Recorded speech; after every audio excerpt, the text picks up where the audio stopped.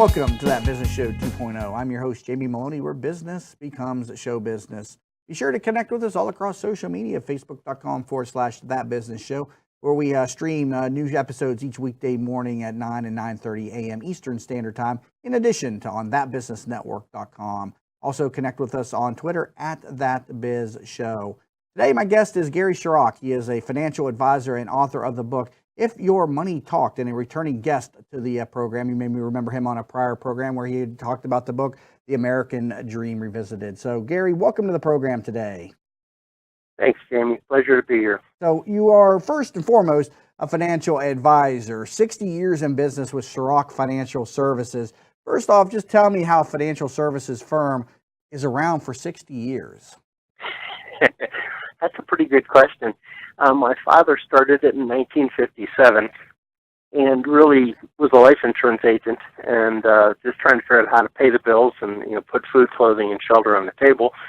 And we really, he struggled, but persevered and eventually figured out that, he had figured out how to make a living. And as he figured that out, other people joined him.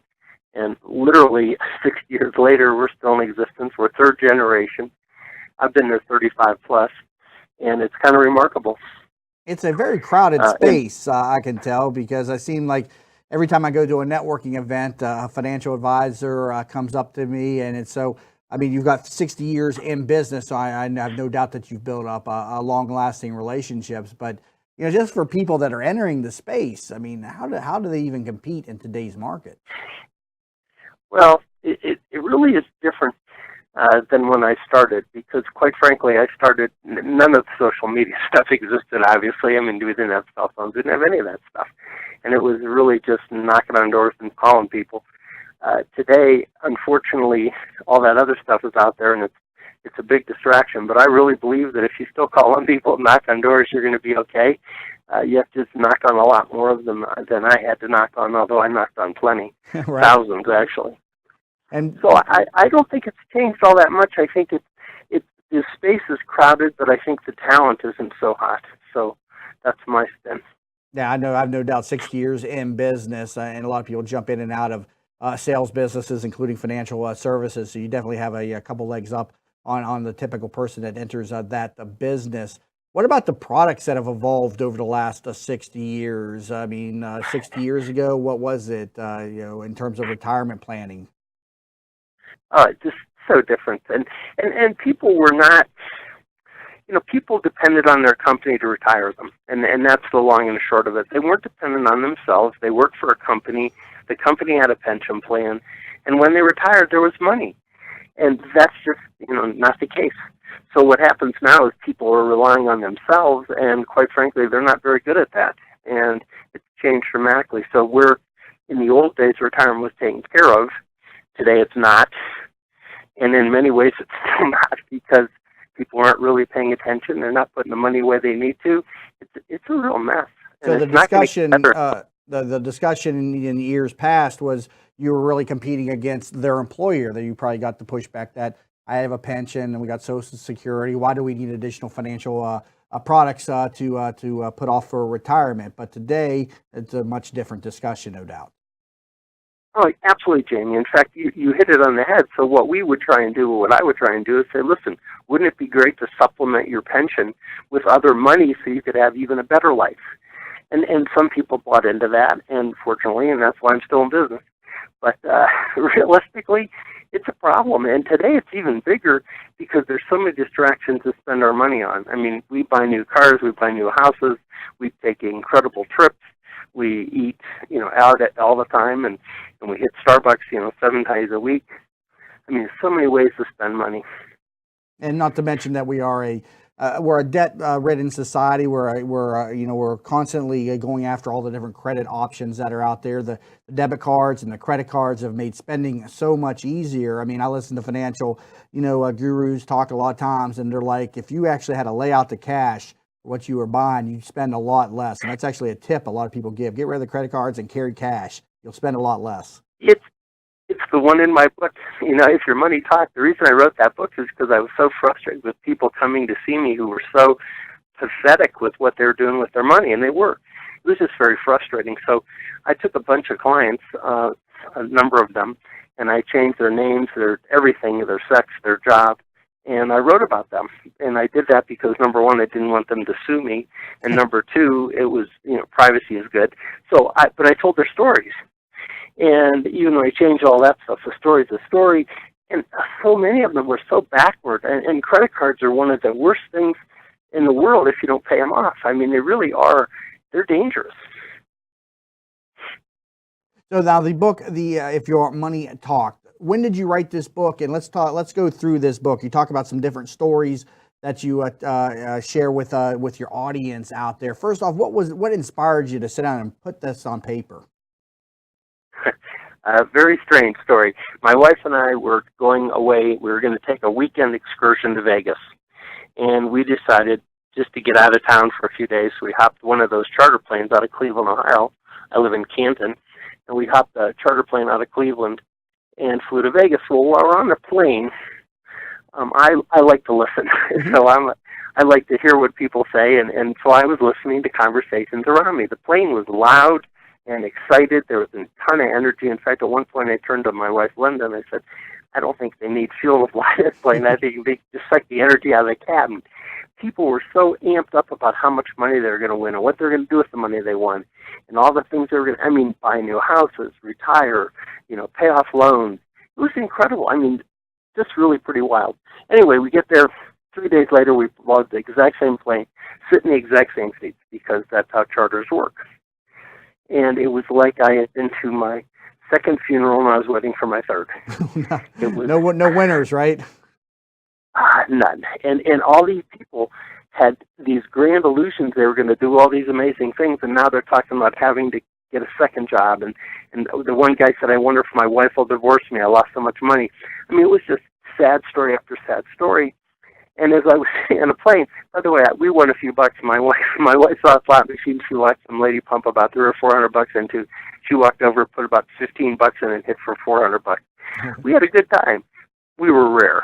So right. the reality of it, that doesn't happen often. But the reality of it was, these people really thought they were going to solve their financial problems in Vegas. And that's what motivated me to write the book. And I said, there's something really wrong with that picture. Now, I always remind people, Vegas wasn't built on winners. Those grand hotels and luscious buffets and shows, it took a lot of money, and it came from the pockets of people just like you and I, everyday ordinary people. Oh, absolutely. So that was what spurred that, and then I just started looking at all these people I had dealt with over my career, and I take good notes. So I was looking at the notes about some of the things that people did, and it astounded me, and so I decided I would write a book and say all the things people did wrong and talk about things that you could do that were not wrong. So what is the first thing that a lot of people do wrong? We all begin with a fresh slate coming out of, high school. I think a lot of people go to get the college debt stacked on them too fast. But, let's go through the person's life. Where are they getting derailed first? Well, spending more than we make. We have a terrible habit of spending more money than we make. And it's really math. It's not rocket science. If you make $1,000 and you spend $1,100 in the same month, you have a problem. If you make $2,000 and you spend $2,200, you have a problem. And the thing that was interesting about this, Jamie, is I have people who are spending $10,000, making 10, and spending 12. And you just run into this, and I'd say this doesn't make sense. In fact, I'll give you a story. There was a guy that I had known, a dentist. He came to see me, and I had grown up in the neighborhood, knew who he was, he knew who I was. Anyway, he comes to see me, he tells me his practice, and we're going through everything, and it makes about $165 a year, which is great. And I said, that's great. And he said, yeah. And then I said, well, tell me about your debt. And he said, well, I have some credit cards. I said, well, what do you have on your credit cards? He had $120,000 on credit cards. He had $10,000 on 12 different cards. Wow. And I looked at him and I said, how in the world can you sleep at night? And he said, what do you mean? I said, how do you actually go to sleep? And I said, the interest you're paying on this after taxes, this is huge.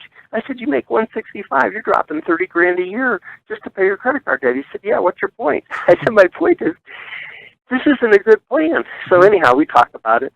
At the end of the discussion, The one thing he did have good life insurance. I will say that for him. So he did at least protect that.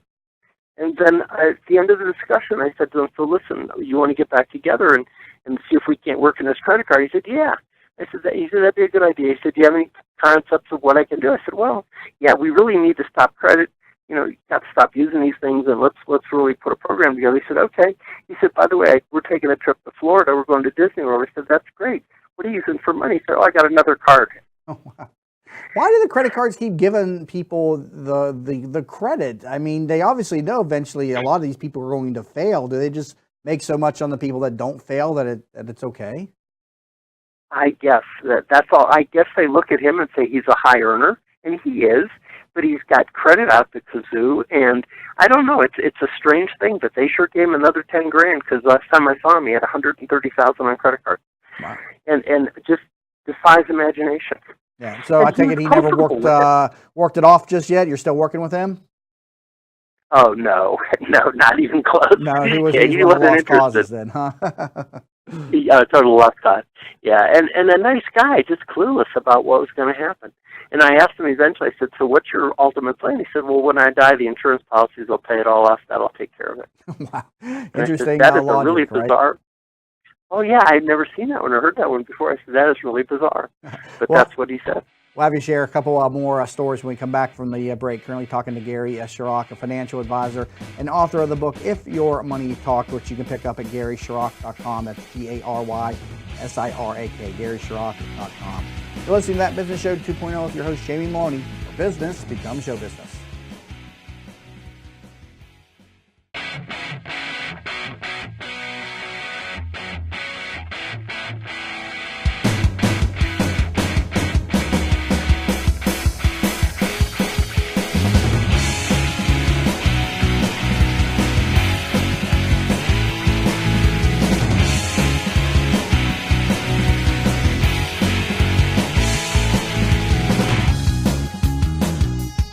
We're back to That Business Show 2.0, where business becomes show business. My guest today is Gary Sirak. He is the author of the book, If Your Money Talked, of which you can pick up a copy over at GarySirak.com. So, Gary, you shared that story with us about the dentist who had over $120,000 in credit card debt and never recovered from that. Tell us, I mean, is there some success stories out there of people that have had that kind of debt that were able to work through a plan and get rid of the credit cards? Absolutely, Jamie. In fact, one of my best stories of positive, I had a doctor who had 4 kids and some really serious college education loans and all kinds of stuff, and he was helping pay for them, and he had really gotten himself turned upside down. And he came to me, he and his wife, and they're super nice people. Anyway, they come to me and they sit down and they say, listen, we know we have a problem. We don't know how to solve it. Can you help us? And I said, sure. I said, let's put a budget together and let's figure this out. Let's see where your money's going and what we can do. And so what happened is we sat down, we took a real hard look at everything and figured out that there was some money that was just leaking. And it was leaking in strange ways. It happened to be leaking in home and auto. It was leaking on some services that were there, the phone services. Anyway, when we were done, we created about $4,000 or $5,000 a month of money that he was just not even thinking about, just because, which is a lot of money, by the way. And so we started applying that towards the debt. And amazingly, he got some bonuses, and instead of blowing the bonuses and doing anything, they decided not to take vacations for 3 years. In the end of 4 years, there was 0 debt left. Wow. And we literally had a celebration. I mean, it's the only time I could ever, I mean, people literally came in. They didn't bring champagne, but they could have. It was one of those things where he brought a cake, and I mean, we lit the candles. It was really pretty incredible. So it's a cool story. Yeah, but they really worked hard. It was not a simple thing to do. It's all about mindset. They got to get into that zone. I mean, credit card spending is like any other fix. I mean, that people get from, whether it's going out and eating poor food or going out and spending lavishly. You know, I mean, use of credit cards is just a mindset. It's a habit that people get into, and it's something that they have got to break. What about the argument, you know, that we've got to have credit? I know my father got my first credit card for me when I was 16 years old to start building a credit history. It had like a $100 credit limit on it, but you know, he wanted me to start building a credit history. How can you advise on this? Well, Jamie, I agree 100%. You've got to have credit history. I mean, you can't even rent a car without a credit card. So you've got to have a card, and you have to have history. The thing is, just don't buy things you can't afford. I mean, pay them off, and pay them off on time. I had a client of mine whose credit was awful. She had gone through a bankruptcy and some had other issues, and we actually started working together, and I started helping her. It's not my real business, but it was just something that I said, okay, let's see what we can do. So we made a really concerted effort to fix her credit, and we were able to do that within 2 years.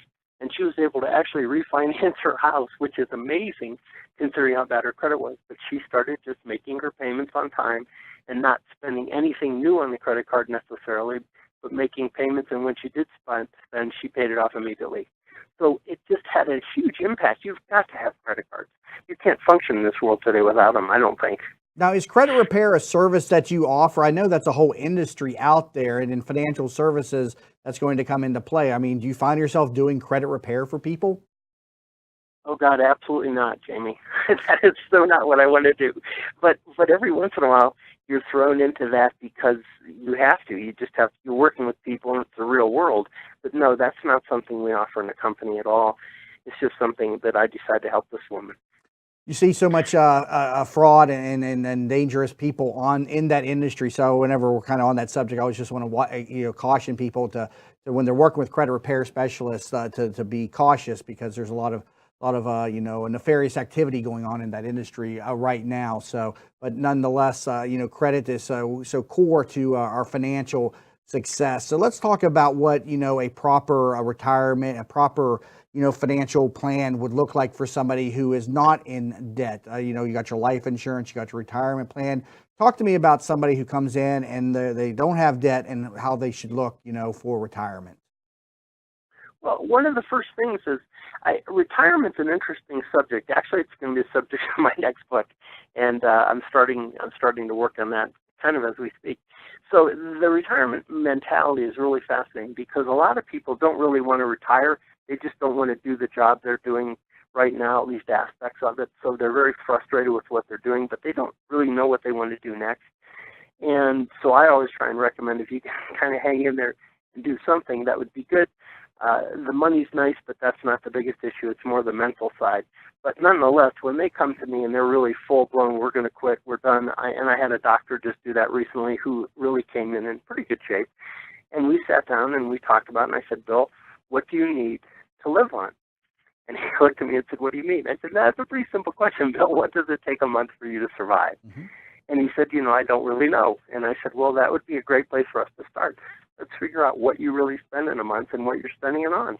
I said, and I don't care so much what you're spending on, but I really do care how much you're spending. I said, if we can start with that number, then at least we have a place to begin. And he came back a week later with extremely detailed information, and we sat down and crunched through it. And he said, Gary, it's going to take me $12,000 a month, literally, to live the lifestyle I've been living. And in this individual, he had the pension, and he had Social Security, and had some other things, some other investments. He had been very successful, and had been fairly prudent with his money. And we could get him his $12,000. It wasn't a big problem. But the interesting thing about that is I have people that live on $4,000. I have people who live on $3,000. I have people who live on $7,000, $8,000. But it takes knowing what you're spending to know what to do and how to get the money together. And the real big problem, Jamie, is when someone's living on 12 and they only have 8.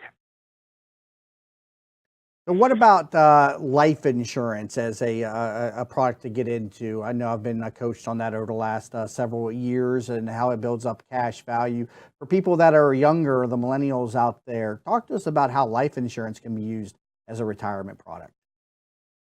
Well, there's lots of different life insurance policies that are sold as retirement kind of assistance products, and some of them are good and a lot of them are not good, and a lot of them appear to be good. It's just like, it's too good to be true. Well, guess what? It's too good to be true. But there are some great products out there from some very reputable companies that have been around a long time who literally deliver really nice checks in retirement. I have one client in particular. He gets $3,000 a month from his life insurance policy, and he gets it every single month, $36,000 a year, which happens to be exactly what he gets from Social Security. I mean, so he's got $72,000 a year to live off of. So life insurance is a great place to put some cash. The death benefits speak for itself. People have a tendency to fluff off on the death and say, yeah, I'm young, I'm not going to die. But the real world is some people die young, some people die in middle age, and some people die older. So life insurance is just an aspect that's very important, but the cash that's inside can be really critically important for retirement. It's a great vehicle if it's used properly. And what else would you supplement a retirement plan for somebody who is still young, under 35? You got your life insurance option. Say they got a 401k. What about like a Roth IRA, or is there something else that you would tell somebody with excess cash to put their money? Oh, no, I like Roth IRAs a whole bunch. You just hit my favorite next vehicle after life insurance is Roth IRAs. And the reason I like the life insurance over the Roth IRA is because of the death benefit. But other than that, the two of them are very, very similar. If you really look at them and peel back the onion, it's pretty much where you get to is the center is about the same. So the Roth IRAs are great, and I think they make a whole lot of sense. And I'm a strong proponent of them. We use them a lot, especially with the younger generation. And so, but Roth IRAs have an income limit. Am I correct? After you start earning above a certain limit, that doesn't become a viable option, or correct me if I'm wrong? Oh, no, you're absolutely correct. And the other side of that, though, is there are very few people. I mean, you have to make a pretty good chunk of change not to be able to do a Roth IRA. So very few people really fall into that trap. If they're very high earners, they're not going to be able to do that. If they're, double income high earners, yeah. But the average person isn't going to have a problem doing a Roth IRA. And then for the excess money, the people that are earning hundreds and hundreds of thousands of dollars a year, where do you recommend they put that? In mutual funds, bonds, stocks? What do you do with that type of cash? Yeah, I like portfolios, and I like spreads of mutual funds. I like mutual funds over individual stocks because you have a little better security. You have a little bit better spread of your investment risk. So I'm a proponent of those. Bonds, to me, are very similar to life insurance. So when people talk to me about bonds, I talk about life insurance and say, yeah, here's a life insurance policy. It looks a whole lot like a bond, except it has a death benefit tied to it. So that works. And that's really, you have to have a portfolio if you have excess cash, because you got to do something. Real estate, I love real estate. If it's bought properly and managed properly, you can really have a nice income off of real estate. In fact, some of my most successful people are real estate people. Hey, we like real estate too. I sell real estate down here in Tampa, so we always like people buying real estate too. So do we in Canton. So, no, the idea of real estate, I'm sure you have tons of people that do this for a living, and as far as making incomes, some of my most successful retired people are real estate people who have all these rental incomes coming in from all over. And yes, there's management, and yes, there's maintenance and all that stuff. But I've seen their checks; they're really good. So I'm a proponent. No, people that are listening can reach out to you, GarySirak.com, and also pick up a copy of your book, If Your Money Talks. So Gary Sirak, financial advisor and published author, thank you so much for being with me on the program again today. My pleasure. Thanks, Jamie. Again, GarySirak.com. That's GarySirak, GarySirak.com. New episodes of our program air each weekday morning at 9 a.m. and 9:30 a.m. Eastern Standard Time on thatbusinessnetwork.com. And if you'd like to share your story with us, visit tbsinterview.com for more information. And again, thank you to all of our listeners and viewers and show supporters that are out there. We greatly appreciate you tuning in and helping to support the program. You've been listening to That Business Show 2.0 with your host, Jamie Maloney, where business becomes show business.